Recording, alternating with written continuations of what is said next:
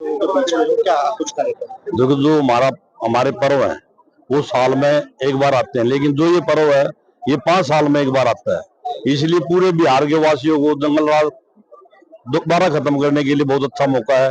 और सारे अपनी बिल्कुल तमन्ना से देखो कैसे खुशी की लहर है। सब जितने भी स्टेशन पर हमारे यहाँ पूर्वांचल भाई आए हैं, अभी हमारे विधायक जी पवन खोदा जी भी नहीं बताया, हमारे मेयर राजीव जी ने बताया, जिला अध्यक्ष जी ने भी बताया, और सारे अपने जितने पूर्वांचल भाई अपने मन से बिल्कुल जाने लग रहे हैं। और बिहार में जंगल राज खत्म करके एक भारत श्रेष्ठ भारत, और पूरे भारत में मोदी में की लहर है।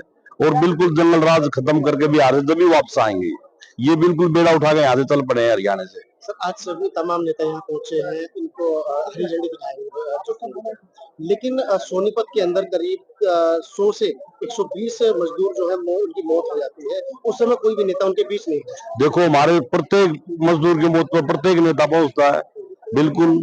और हमारे एक पूर्वांचल भाइयों के लिए तन मन धन से खड़े रहते हैं। अब अभी आपने छठ भी पर्व देखा होगा, हमने ऐसे घाट यमुना के भी, कुंडली के अंदर भी, बिस्वामिल के सोनीपत के अंदर भी ऐसे घाट सजा रखे थे, बिल्कुल बहुत अच्छे से सजा रखे थे। वहाँ फूल मालाएं, हर एक हमारा पानी की व्यवस्था, पुलिस की व्यवस्था, बिल्कुल हम किसी भी पूर्वांचल भाइयों को हाथ नहीं आने देते। यहाँ बिहार में चुनावी पर्व है, उसमें फ्री रेल सेवा कैसे देखते? ये सब अपने मन से गा रहे हैं सब, ये सब अपने मन से लगे हुए हैं, बिल्कुल। क्योंकि रेल कमर्शियल है, कोई वो नहीं है, सब अपने मन से सारे हमारे बिहारी भाई पूर्वांचली भाई लगे हुए हैं। और ये मोदी जी के सपनों को साकार करके बिहार में जंगल राज खत्म करके ही वापसी आएंगे हरियाणा के अंदर। बिहार में चुनाव है, क्या संदेश देंगे? बिहार में यही, अभी जंगल राज खत्म हो जाती है, जंगल राज दोबारा नहीं आना चाहिए। एक भारत श्रेष्ठ भारत, जैसे हमारे यहाँ एक नारा हरियाणा एक हरियाणवी एक, हम इनको हरियाणवी मानते हैं।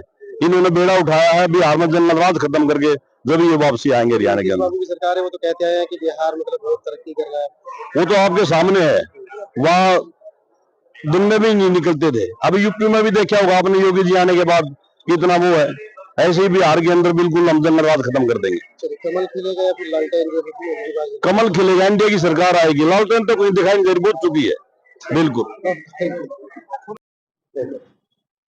सर, तो बिहार में चुनाव है और आज जो है भारतीय जनता पार्टी की तरफ से 2 स्पेशल ट्रेनें जो है लगाई गई है, जो यहाँ के वोटर्स हैं वहां जाके वोट डाल सके, क्या कहते? देखिए, भारतीय जनता पार्टी का एक प्रोपेगेंडा चलता है चुनाव के लास्ट में, और वो आपको भी दिखाई दे रहा है। आज जो 2 ट्रेनें इनके द्वारा भेजी गई है, जिसमें टिकटें भी अपनी तरफ से भारतीय जनता पार्टी के लोगों ने कराई, तो इससे सीधा सीधा साबित होता है कि आज तक भारतीय जनता पार्टी की सरकार ने कोई काम नहीं किया है। यदि भारतीय जनता पार्टी की सरकार या एनडीए गठबंधन बिहार के अंदर काम करता है तो उनको इस तरह के प्रोपेगेंडे रचने की जरूरत नहीं पड़ती। अभी आपको पीछे पता होगा कि इन्होंने क्या किया था कि 75 लाख महिलाओं के खाते में 10-10 हजार रुपए डाले। अभी फिर से इन्होंने दोबारा 10-10 हजार रुपए चुनाव के बीच में डालने का काम किया, जबकि ये सीधा सीधा चुनाव आचार संहिता का उल्लंघन था, जिसकी शिकायत भी की गई, लेकिन संज्ञान अभी तक चुनाव आयोग द्वारा नहीं लिया गया। ये राहुल गांधी जी की बात यहाँ बिल्कुल सटीक बैठती है। ये लोग वोट चोरी करते हैं, वोटों को मैनेज करते हैं, और चाहे किसी भी तरह का लालच हो, ये मतदाता को देने का काम करते हैं। अभी आप ये देखिए, पूरे देश के अंदर जितने भी पार्टी इनके बीजेपी के नेता हैं, सभी बिहार के अंदर इन्होंने उतारे हुए हैं, और साथ के साथ एक लिमिट से आगे जाकर आचार संहिता को तोड़ते हुए बहुत सारे कच्चे लालच जनता को देने का काम किया, जिसकी वजह से इन्होंने चुनाव को एक तरह से हैक कर लिया है, चुनाव को प्रभावित करने का काम किया। और राहुल गांधी जी जैसे लगाते हैं आरोप कि भाई चुनाव आयोग के जो मुखिया हैं आज की डेट में, ज्ञानेश कुमार जी, वो सिर्फ एक मोहरा है भारतीय जनता पार्टी का। भारतीय जनता पार्टी का ही वो रियल चेहरा है। आज चुनाव मैनेज हो चुका है और वोट चोरी की 100% गुंजाइश आज बिहार के चुनाव में दिखाई दे रही है। नहीं तो एक तरफा माहौल शुरुआत में लग रहा था कि यहाँ जो महागठबंधन है बहुत बड़ी लीड लेगा, लेकिन जैसे जैसे चुनाव बढ़ता है, ये छेड़खानी जो इस तरह से चुनाव के साथ हो रही है, तो चुनाव की क्लियर तस्वीर ये जनता के सामने नहीं आने देना चाहते। ये आज की पोजीशन बिहार के अंदर हो चुकी है। लेकिन बीजेपी के तमाम नेताओं का कहना है कि वोट चोरी जैसा कुछ भी नहीं है, और राहुल गांधी तो कुछ भी बोल देते हैं। चोर कभी भी ये नहीं कहेगा कि मैं चोरी करता हूं। कभी किसी चोर ने कहा है? कोर्ट प्रोसीडिंग के अंदर भी नहीं कहता मैंने चोरी की है, चोर कभी नहीं कहेगा। और राहुल गांधी जी एक नेचुरल नेता हैं, उनको झूठ बोलने की जरूरत नहीं। ये कांग्रेस पार्टी है, कांग्रेस पार्टी है सच का भंडार, इतना उसको झूठ बोलने की जरूरत ही नहीं है। और इन लोगों की सरकार तो झूठ के बूते ही आई है, झूठ के जो नींव है उस पर खड़ी है। चाहे आजादी के इतिहास से लेकर आज तक की हम यदि बात करें तो भारतीय जनता पार्टी के चाहे वादे हों, चाहे इनके मुखपत्र हो, सभी को आप देख सकते हैं उसमें क्या रहता है और धरातल पर ये क्या काम करते हैं लोग। आज तक जो जो बातें इन्होंने कही, कहीं भी आप देख लिया, चाहे वो हमारा आर्थिक क्षेत्र हो, चाहे हमारा राजनीतिक क्षेत्र हो, चाहे हमारा प्रशासनिक क्षेत्र हो, चाहे हमारा एजुकेशन सेक्टर हो, चाहे हमारा स्वास्थ्य का सेक्टर हो, सभी जगह फेल होने का काम इन लोगों ने किया है। कहाँ इन्होंने सक्सेस हुए? इनके सारे प्लान फेल हो जाते हैं क्योंकि ये झूठ पर ही इमारत खड़ी करते हैं और झूठ ज्यादा देर नहीं टिकता। और अब तो इनकी वोट चोरी सीधी सीधी पकड़ी है। आपने चंडीगढ़ मामला देखा, बिल्कुल स्पष्ट क्लियर तौर पर जो चुनाव भी निरस्त हुआ।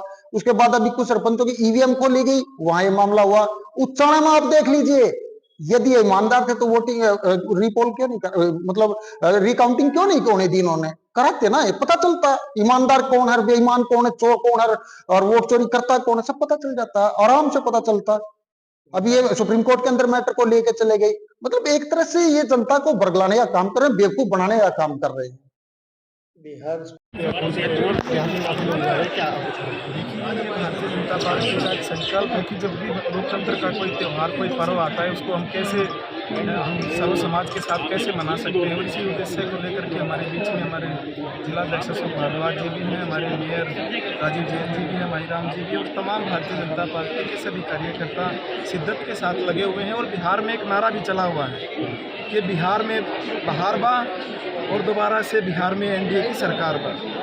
और मैं वहाँ पर 2-3 दिन लगा के भी आया हूँ और लोगों ने मन बना लिया कि दोबारा से फिर एनडीए की सरकार बनेगी और जो काम रुके हुए थे थोड़े, उनको भी गति मिलेगी। और लोगों में एक जोश है, जैसे लोकतंत्र पे हमारा दिवाली, दशहरा या छठ पर्व मनाते हैं, वैसा ही हमारा ये पर्व है। और इस पर्व को हम पूरी शिद्दत के साथ मनाने का काम करेंगे। और ट्रेन हमारी है और इसमें यहाँ से लगभग हज़ारों की संख्या में यहाँ से हमारे पूर्वांचली प्रवासी भाई जाएंगे और वहाँ पर सुरक्षित वोट डाल करके आएंगे। उनको वापस भी आने की जिम्मेवारी हमारी है। रजिस्ट्रेशन प्रक्रिया की गई है, उनको टिकट कहाँ मिलेगा, कैसे मिलेगा? देखिए, वो रजिस्ट्रेशन हमारे लंबे समय से हमारी प्रक्रिया चली हुई है। हमारे हर जगह पर, हर स्थान पर के जाकर के मंडल वाइज भी बैठक हुई है और हमने बूथ स्तर पर भी वो बैठकें की हैं। और एक एक हमारे पूर्वांचली भाई का हमने रजिस्ट्रेशन किया है और बाकायदा हमारे पास ऑनलाइन रजिस्ट्रेशन है वो। और जब भी ट्रेन आएगी तो डिब्बे के हिसाब से जिसका जहाँ पे रजिस्ट्रेशन है उसकी व्यवस्था हम उस पर बिठाने का, सुरक्षित बिठाने का हम कार्य करेंगे।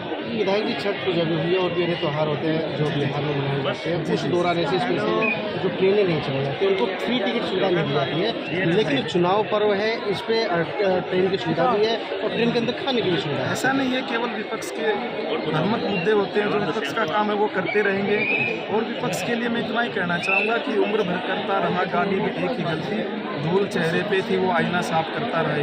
विपक्ष के लिए एक ही बात है कि वो पूर्व में जो उन्होंने गलतियाँ की हैं, अगर उसका वो प्रायश्चित कर लेंगे तो लोग, जनता उनको माफ करने का काम करेगी। लगभग कितने लोग सोनीपत से बिहार की तरफ? यहाँ से लगभग 1000 की संख्या में यहाँ से रजिस्ट्रेशन हुए हैं। लोग इस ट्रेन में जाएंगे, बाकी जो अलग दूसरी ट्रेन आएगी फिर उसमें आरक्षण की व्यवस्था रहेगी। चुनावी पर्व बिहार में क्या कहना चाहेंगे और सभी बिहार का? देखिए, मैं तो बिहार के लोगों को एक ही बात कहना चाहूँगा कि ये लोकतंत्र का त्यौहार 5 साल में एक ही बार आता है, सही और गलत का निर्णय करने का।